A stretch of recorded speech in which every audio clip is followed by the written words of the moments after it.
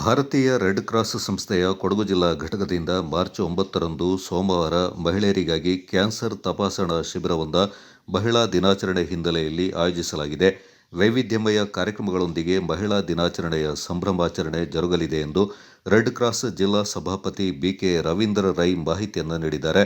ನಗರದಲ್ಲಿ ಸುದ್ದಿಗೋಷ್ಠಿಯಲ್ಲಿ ಮಾಹಿತಿ ನೀಡಿದ ರವೀಂದ್ರ ರೈ, ಮಾರ್ಚ್ 9ರಂದು ಸೋಮವಾರ ಬೆಳಗ್ಗೆ 10 ಗಂಟೆಗೆ ಮಡಿಕೇರಿಯ ರೆಡ್ ಬ್ರಿಕ್ಸ್ ಇನ್ ಸತ್ಕಾರ್ ಸಭಾಂಗಣದಲ್ಲಿ ಕ್ಯಾನ್ಸರ್ ತಪಾಸಣಾ ಶಿಬಿರ ಮತ್ತು ಮಹಿಳಾ ದಿನಾಚರಣೆಯಿಂದ ರೆಡ್ ಕ್ರಾಸ್ ಜಿಲ್ಲಾಧ್ಯಕ್ಷರಾಗಿರುವ ಜಿಲ್ಲಾಧಿಕಾರಿ ಎಸ್.ಜೆ. ಸೋಮಶೇಖರ್ ಅಧ್ಯಕ್ಷತೆಯಲ್ಲಿ ಮಡಿಕೇರಿ ನಗರಸಭಾ ಅಧ್ಯಕ್ಷೆ ಕಲಾವತಿ ಉದ್ಘಾಟಿಸಲಿದ್ದಾರೆ. ಹೆಚ್ಚುವರಿ ಜಿಲ್ಲಾಧಿಕಾರಿ ಆರ್. ಐಶ್ವರ್ಯ ಆಶಯ ಭಾಷಣ ಮಾಡಲಿದ್ದಾರೆ. ಕೊಡಗು ಪೊಲೀಸ್ ವರಿಷ್ಠಾಧಿಕಾರಿ ಬಿಂದುಮಣಿ, ವಿಧಾನ ಪರಿಷತ್ನ ಮಾಜಿ ಸದಸ್ಯೆ ಶಾಂತಯಂಡ ವೀಣಾ ಅಚ್ಚಯ್ಯ, ರಾಷ್ಟ್ರ ಪ್ರಶಸ್ತಿ ಪಡೆದ ಕೊಟ್ಟುಕತ್ತಿರ ಯಶೋಧ ಪ್ರಕಾಶ್, ಮಹಿಳಾ ಮತ್ತು ಮಕ್ಕಳ ಅಭಿವೃದ್ಧಿ ಇಲಾಖೆ ಉಪನಿರ್ದೇಶಕ ಪ್ರಸನ್ನ ಕುಮಾರ್ ಮುಖ್ಯ ಅತಿಥಿಯಾಗಿ ಪಾಲ್ಗೊಳ್ಳಲಿದ್ದಾರೆಂದು ತಿಳಿಸಿದರು. ಮಡಿಕೇರಿ ತಾಲೂಕಿನ ಅಂಗನವಾಡಿಗಳ 15 ಕಾರ್ಯಕರ್ತೆಯರು, ಸಹಾಯಕಿಯರಿಗೆ ಈ ಸಂದರ್ಭ ಸನ್ಮಾನದ ಮೂಲಕ ಗೌರವಿಸಲಾಗುತ್ತದೆ ಎಂದು ರವೀಂದ್ರ ರೈ ಹೇಳಿದರು. ಅಂದಿನ ಮುಖ್ಯಮಂತ್ರಿಗಳಾಗಿದ್ದ ಸಿಎಂ ಪೂರ್ಣಚಂದ್ರ ಮತ್ತು ಜಿಲ್ಲಾಧಿಕಾರಿಯಾದಂಥ ಬೇಡಿ IAS ಇವರ ನೇತೃತ್ವದಲ್ಲಿ ಅಸೆಂಬ್ಲಿ ಹಾಲ್ನಲ್ಲಿ 13 ಸದಸ್ಯರೊಂದಿಗೆ ಈ ರೆಡ್ ಕ್ರಾಸ್ ಪ್ರಾರಂಭವಾಯಿತು. ನಂತರ 1958 ಮಾರ್ಚ್ 16ರಂದು ಪುನಃ ಜಿಲ್ಲಾ ಶಾಖೆಯಾಗಿ ಪ್ರಾರಂಭವಾಯಿತು. ಆಗ ಜಿಲ್ಲಾಧಿಕಾರಿಗಳು ಮತ್ತು ಆರೋಗ್ಯ ಅಧಿಕಾರಿಗಳು ಅಂದರೆ DHO ನಡೆಸ್ತಾ ಇದ್ದರು. ರೆಡ್ ಕ್ರಾಸ್ ನಡೀತಾ ಇದ್ದ ಸರ್ಕಾರದ ವತಿಯಿಂದಲೇ ನಡೀತಾ ಇತ್ತು. ಆದರೆ 2005ರಲ್ಲಿ ಬೈಲಾ ಪ್ರಕಾರ ಬೈಲಾ ಚೇಂಜ್ ಆಗಿ ಅದರ ಅನುಗುಣವಾಗಿ ಅಧ್ಯಕ್ಷರು DC ಆಗಿರ್ತಾರೆ. ನಂತರ ಎಲೆಕ್ಟೆಡ್ ಬಾಡಿ ಅಂದರೆ ಚೇರ್ಮನ್ ಎಲ್ಲ ಎಲೆಕ್ಟೆಡ್ ಆಗಿ ಬರ್ತಾರೆ. ಆ ನಂತರ ನಮ್ಮ ಸ್ಟಾರ್ಟಿಂಗಲ್ಲಿ ಇವರು ಡಾಕ್ಟರ್ ಕಾವೇರಪ್ಪನವರು 2005ರಿಂದ ಅಧ್ಯಕ್ಷರಾಗಿ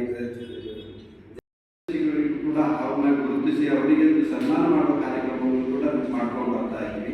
ಈ ಥರ ಹಲವಾರು ಕಾರ್ಯಕ್ರಮಗಳನ್ನು ನಾವು ರೆಡ್ ಕ್ರಾಸ್ ವತಿಯಿಂದ ಮಾಡ್ಕೊಂಡು ಬರ್ತಾ ಇದ್ದೀವಿ.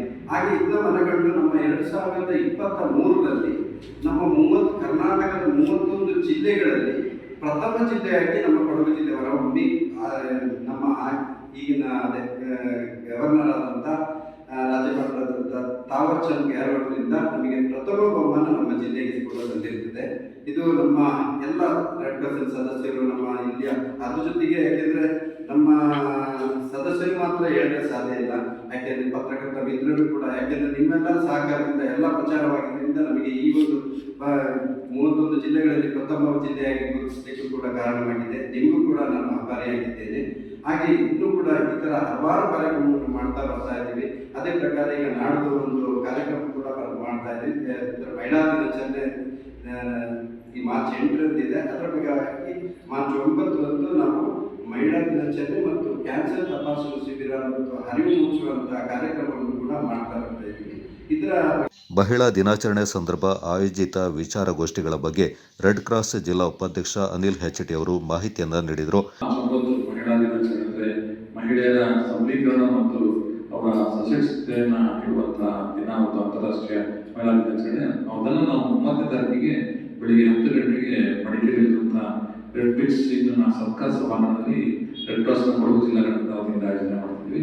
ಬೆಳಿಗ್ಗೆ 10 ಗಂಟೆಗೆ ಸರಿಯಾಗಿ ನಗರಸಭೆಯ ಅಧ್ಯಕ್ಷರಾದಂತಹ ಕಲಾವತಿ ಅವರು ಮಹಿಳಾ ದಿನಾಚರಣೆ ಮತ್ತು ಕ್ಯಾನ್ಸರ್ ಅರಿವು ಮತ್ತು ಜಾಗೃತಿ ಶಿಬಿರ ಅಂತ ನಾವು ಮಾಡ್ತಿರುವಂಥದ್ದು, ಅದನ್ನು ಕಲಾವತಿ ಉದ್ಘಾಟಿಸಲಿದ್ದಾರೆ. ಹಾಗೆ ಜಿಲ್ಲಾಧಿಕಾರಿಗಳಂತ ಎಸ್.ಜೆ. ಸೋಮಶೇಖರ್ ಅವರು ಅಧ್ಯಕ್ಷತೆಯನ್ನು ವಹಿಸ್ತಾ ಇದ್ದಾರೆ. ನಂತರ ಐಶ್ವರ್ಯ ಅಪರ ಜಿಲ್ಲಾಧಿಕಾರಿಗಳು ಅವರು ಒಂದು ಮಹಿಳಾ ದಿನಾಚರಣೆ ಬಗ್ಗೆ ಆಶಯ ಭಾಷಣವನ್ನು ಮಾಡ್ತಾ ಇದ್ದಾರೆ.